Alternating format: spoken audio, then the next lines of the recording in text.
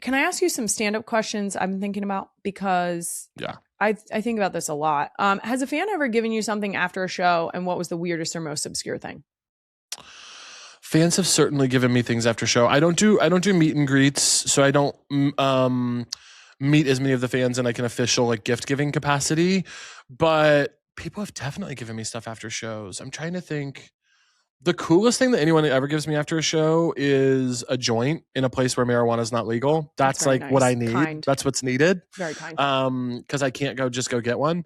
That's always helpful. Of course, I'm scared to smoke it, but I always do. And what else has been given to me?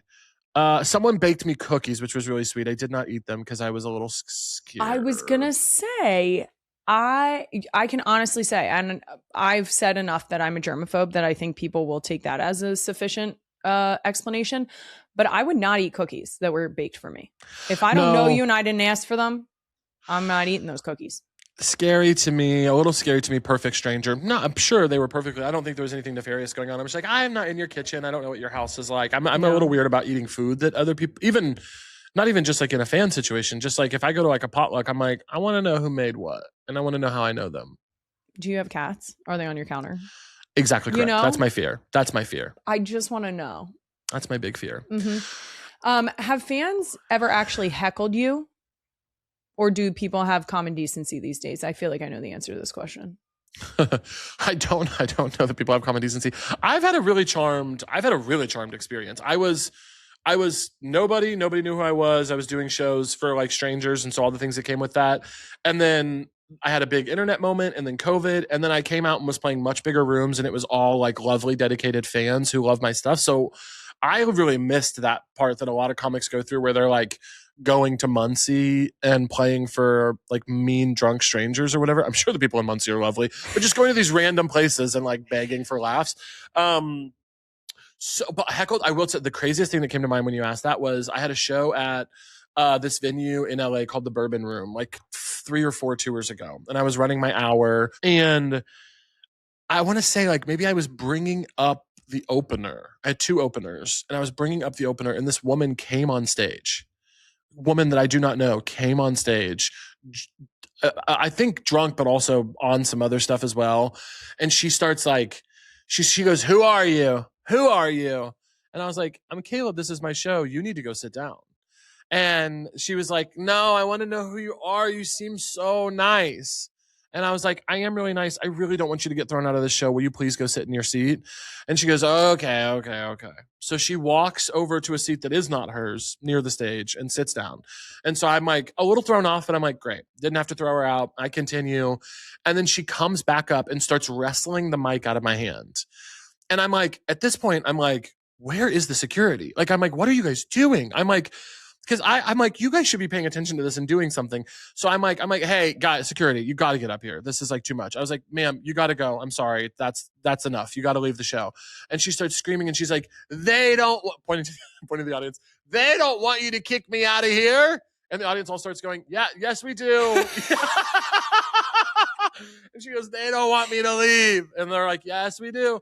So then as she's getting dragged out, she's like, yeah, she's being really funny. She's like, I just want to say, everyone have an incredible night. Thank you for listening to me. And I'm like, they did not have a choice.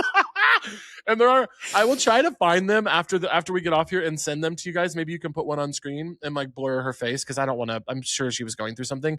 But there are really funny pictures that the photographer took of like her one hand on the microphone and me like it's really funny. And I feel bad. I'm sure I asked the staff, like they did make her leave the venue, and I asked them to like go check on her, because I'm also like, she very clearly was like in a state of some kind. Right. So I hope she's okay, but holy shit, it was insane. Have you gotten fan gifts? No fan gifts. I get a lot of bracelets. Oh, of course, that's really cute. It's adorable. I don't know if I said this on the last recording I was on here, so sorry if I did, but have I told you about the bracelet I got at the Kansas City Eras tour? Did I tell you this? Wait, maybe. I was exchanging bracelets with girls at the Kansas City Eras tour, girls of all ages. I love girls. And Yes. I'm like happy to exchange bracelets with them. I was so excited because also my friend's band was opening in Kansas City, Muna, and I was so excited to see them and to see Taylor and do the whole thing. And I was exchanging bracelets. And this one girl, Kylie, I'm not kidding. It sounds like I made this up for a joke. This one girl, she was so cute. She was wearing like a tutu and she was like in very much like all purple. And it's very much like just so cute and excited. She must have been like 8. And she was like, do you want to trade bracelets with me? I had a bunch of them. And I was like, of course I do. And we trade bracelets. She gives me 2 bracelets. Okay. One said fat bitch. Not kidding. Don't know how she got it. Don't know how she got it. She gave me a bracelet that said fat bitch. And then the other one said gay guy. Where did she get these? It was the funniest thing I have ever experienced in my life. She handed them to me and I went, oh, thank you. I had to stop doing bracelets for a little bit because I was like, what are you talking about? Nailed it, first of all. Second of all, where did you get them? I couldn't believe it. I don't think she knew. Maybe What she she knew. was giving? I don't know if she knew. She did not seem like it. It was not like there was no like smirk on her face. Like she was being very cute and sweet. I think she just didn't know. And they were different. Like one was like red and black. So it was like that era. And then They didn't look like they came from the same collection. No. And I think they were things that she was trading. And I really, truly, I think about it every day of my life since then. It was awesome. It was awesome. But someone, I do love when people nail them. What was one of them said? I mean, I have gotten more than one that either says fuck off or fuck you. Yeah. I support that wholeheartedly.